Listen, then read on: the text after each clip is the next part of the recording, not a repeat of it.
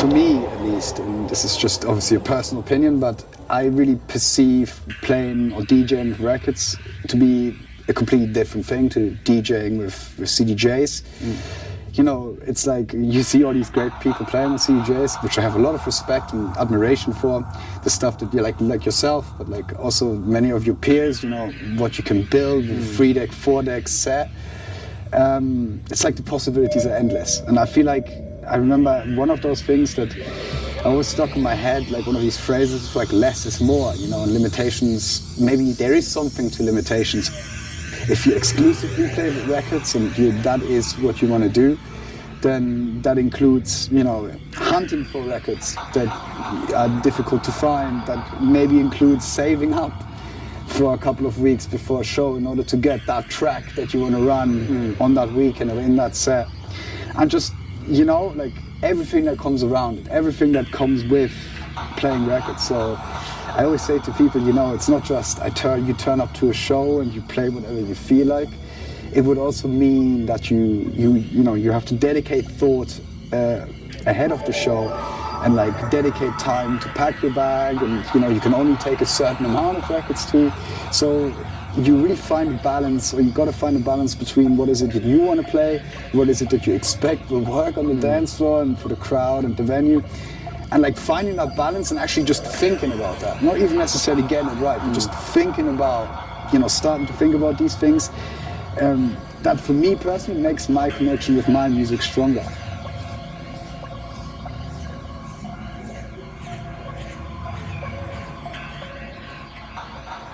Welcome back to the CDJ channel. This month's episode is going to be a little bit different. I want to share with you a story. When I came to London, I met this guy called Szeir. He's a local DJ who is really committed to the medium of vinyl records. And through hanging out with him, it's come to make me reassess my, I guess, relationship with music. He's got a really nice message, and I want to share that message with you because I think any artist or DJ should hear this for their own personal reflection. So the best way to do that is to follow him around doing what he loves best, and that's shopping for records. Let's go. Sure. Do you know, do a mic check? Yeah, so today we're in Brixton, world famous, great spot for buying records. We're going today to Palace Vinyl, my personal favorite, and recently moved to Brixton, I think 2 weeks ago. Let's get it. Big tip from my side, I mean, you always hear about people talking about how expensive records are, so what I like to do is just take out some cash. So you know what you're spending, you know what your budget is. That way you can't overspend. You know, learn how to work with budget for your records. You know, there's no bad surprises basically, so got some good on hard cash here. So this is the new location for Palace Vinyl, originally in Crystal Palace. My personal favorite, probably in London. I've been coming here like for years.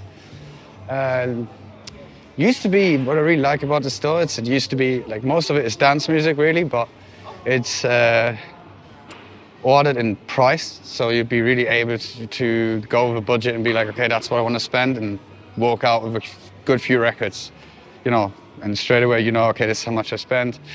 No risk of overspending. Ah, damn, there it is. Right, let's hit it.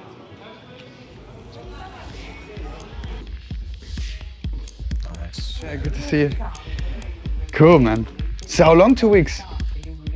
We've been here 2 weeks. 2 weeks. This will be the second Saturday we've been here, yeah. Second Saturday. How's it been going so far? Good? Really good, yeah. Yeah. Really like it here. Nice. And I always like looking at the new stuff that comes in first, if I go regularly, because obviously most likely to not come across it yet.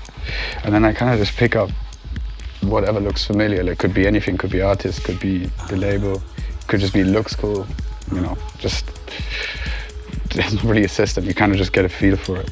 Probably started DJing, I would say, almost 10 years ago. I would say 2017. You know, the standard style. Yeah, you start on controllers in your bedroom with a couple of speakers. And that was me for a while. And then, you know, you made the step to CDJs. And I remember I was pretty comfortable on that. I really liked all of the stuff you could do. Like, I'm talking layering and all these sort of things.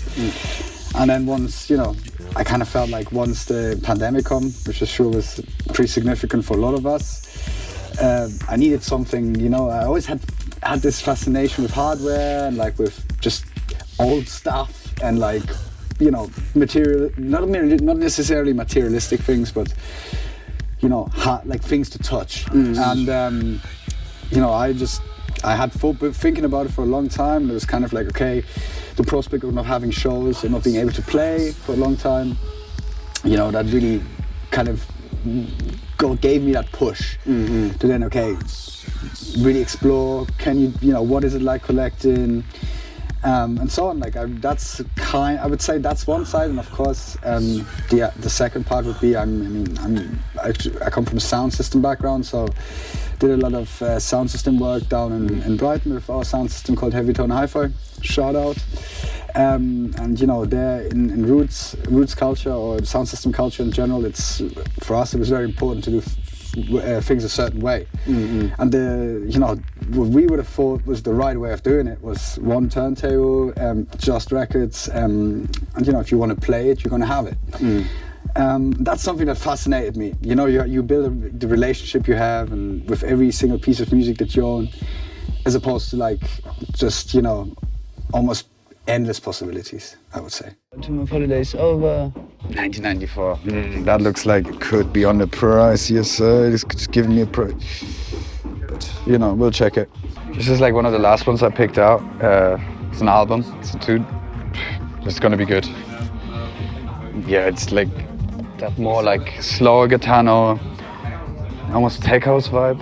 So yeah, when I listen, I really just see what, if anything, captures my attention. Like oftentimes it's records that I'm familiar with too, so it's just to remind myself of what the tracks are saying. It's got a little warp in it, but like I believe in old, or like, let's say, legacy ways of listening to music, or like just mediums in general. So another thing I really like is, you know, traditional radio, and for me, like records, like engaging in all of this, you know, pain, if you will, or ball ache, for lack of a better word. It's also, you are part of keeping something alive. And if, you know, that is something that matters to me a lot personally, but I know a lot of guys that I know play records and collect them, you know, and not even in sort of the capacity they would play them, but just as a hobby. You know, they do that because they know by them just being another person, buying records, maybe playing records to your friends, showing records to other people, maybe even selling records, you know, like you are part of this ecosystem that keeps the medium alive. Being able to spend this time today together with your friends and going and, you know, you telling me, have you heard this one? And I was completely unaware. And, you know, us maybe just laughing about a cover or something, you know, stuff like that. It's just simple things. It enhances the community side. ooh, look at it go here. I think I already got this. Mel's, yeah. It's one for my mom. Shout out to my mom. Shout out to my mom, Paul van Dijk. An aspect that I really like about going to the record store is that I don't know what I'm gonna walk away with it. If you go into the record store with no expectations, you know, sometimes I walk out with a new bag of acid house. You walk out with some house, tech house, or you get techno, or, you know, dub tech. You know, there's so many different sort of pockets of music that are so closely adjacent to techno and house that I might not even think about. And, you know, oftentimes, I go through the crates and often I don't realize or recognize anything, you know, and I just pick out because I like the color.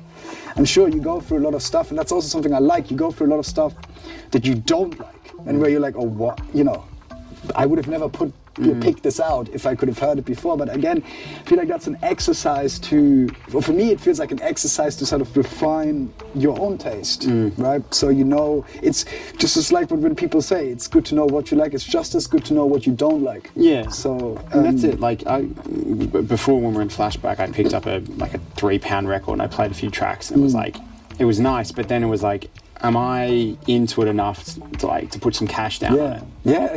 Even though it was £3. Higher in cash. Yeah, exactly. Okay, thanks very much. Have a good weekend. Take it easy, guys. See you, Alan. Take it easy.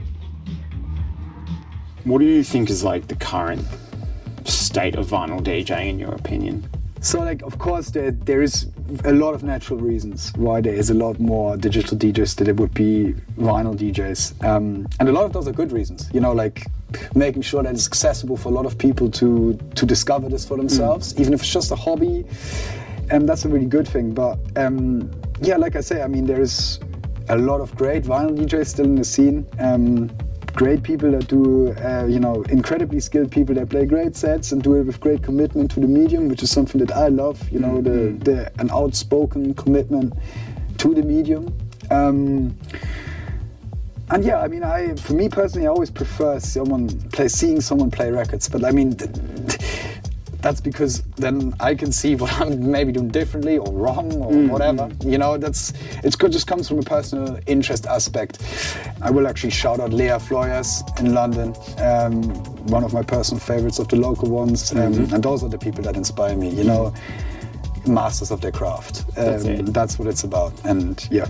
I must say that, like, since coming to this side of the world, I've seen a lot more vinyl DJs, and like it's really got me, and particularly hanging out with you, like mixing beats here, it's like really got me sort of like thinking about it again. Like the way that you approach collecting records or like, you know, buying, and like how these records actually make you feel makes me reassess like my connection to the music. And it's like, fuck, this guy like fucking loves this music, and so it's like oh no, it's like I also fucking love this music, and it gets me more passionate about it and like driving deeper. But specifically, like say vinyl DJs, I remember seeing Freddie K at Fold do an all night long set, and it was just mind-boggling. Like for some other reason, I'm more engaged in it in a way, because it's like every track you're really listening to, because he's selected every single track perfectly, and it's like the way the tempo is sort of like coming up and down, and just like the way the energy is controlled. There's something different about it. And don't get me wrong, like I don't want to poo-poo on CDJ DJs.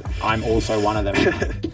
That's my approach, because I feel like I can execute my ideas better that way. But this was like different sauce. This was where, you know, scratching our head on the dance floor being like, how the fuck does this guy have this record? Neither of the formats of DJing is superior to the other. I always say this, there's a very different, they're like basketball and tennis or whatever. They're both a sport, but different types of sport. I find CDJ DJs incredibly inspiring and like also super interesting to watch. So I do, like, it just depends on who it is and what the situation is. But I mean, you know, it's all about, we can all learn from each other. I think that's like that's the headline. And if like, you know, if I can talk to someone and maybe translate some of that passion that I have for the medium and like for playing records and DJing in general, anything that they take away from that anything positive that they take away from that is a win for me. What was your experience coming along today then? I didn't know how much was involved in this. We had to plan our day, you know, we had to get up early, we had to know where we were going to go, which stores we were going to hit. We have to find our way there, we have to get there on time, you know, beat the crowds, that kind of stuff. You've got to put the time in to finding these records as well. Like, you're doing a lot of searching, and then you're putting a lot of time in at the turntables. Like, sometimes you have to wait your turn, that kind of thing. So that whole process of literally going to one store took half the day, and it's like, that's a lot of effort, you know. Then we come back to the studio, we check it all out, you know, you might do your categorization, try and like just listen back to what you've got and figure out like a place for that in your studio, and figure out like where that might go in your sets. So for me, like, coming and seeing you do this was eye-opening, because I'm seeing the kind of effort that goes into this process. Like, it's no joke. It's not just like you get on your laptop and check out a couple of tracks. Like, it's a thing. You have to go there, you have to be present, and I think that's sort of wonderful, because like you're also meeting a lot of other people in that process that are doing the exact same thing. And this is what you were talking about, it keeping the culture alive. Like, it keeps the thing, like this like ecosystem that you talk about of like vinyl record DJs or collectors or whatever, alive. And it is alive. How does that compare to, let's say, when you are digging for tunes? I might go to labels that I know, as opposed to like particular names that I'm looking for when I'm looking through these records. So there might just be some labels that I go to if I'm like digging for new stuff, or it might be jumping on like say hard wax or something like that just to find what's new coming through.